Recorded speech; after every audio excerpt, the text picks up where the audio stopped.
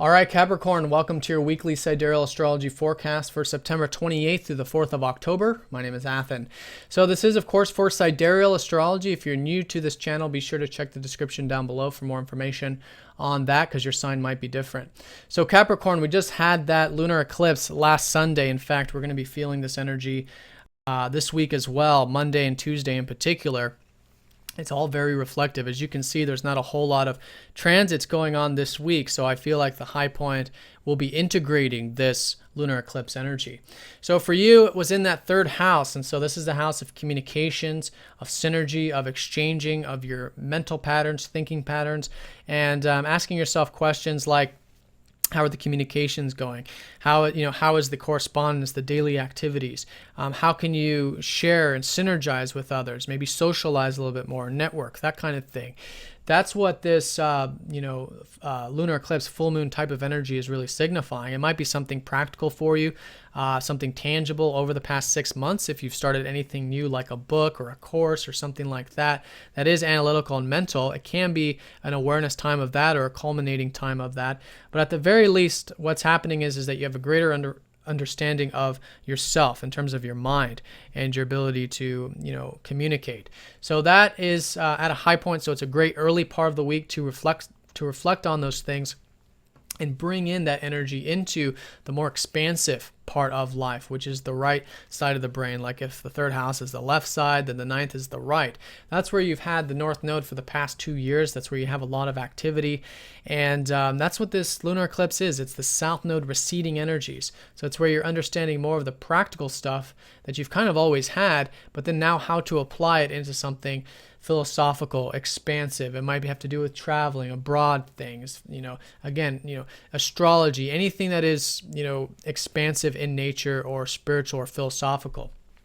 And on a tangible sense, it could be university studies or things like that for some of you. But the most important thing in a general sense is that you're really opening those horizons. You're tapping into that adventurous spirit from this awareness of what you're learning during this lunar eclipse.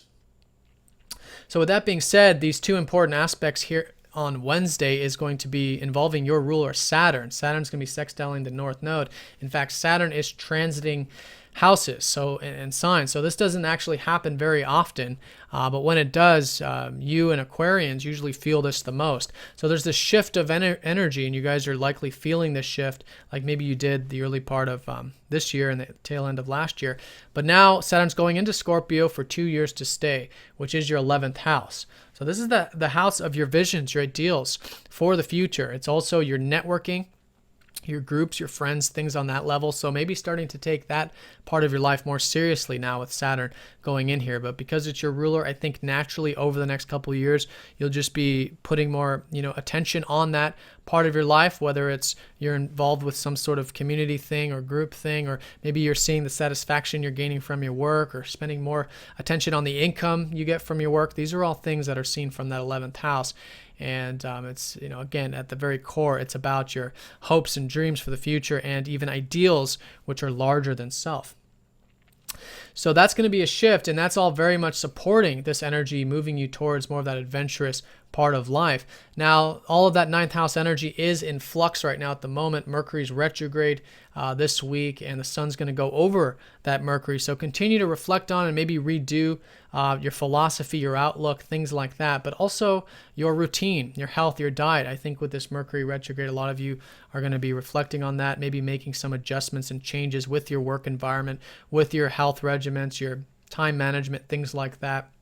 And there's a lot to learn through that this week with the sun going over Mercury like that. In fact, Mercury is going to be very close to the Earth, so there's a strong, intellect coming in, and for you, it's in that area.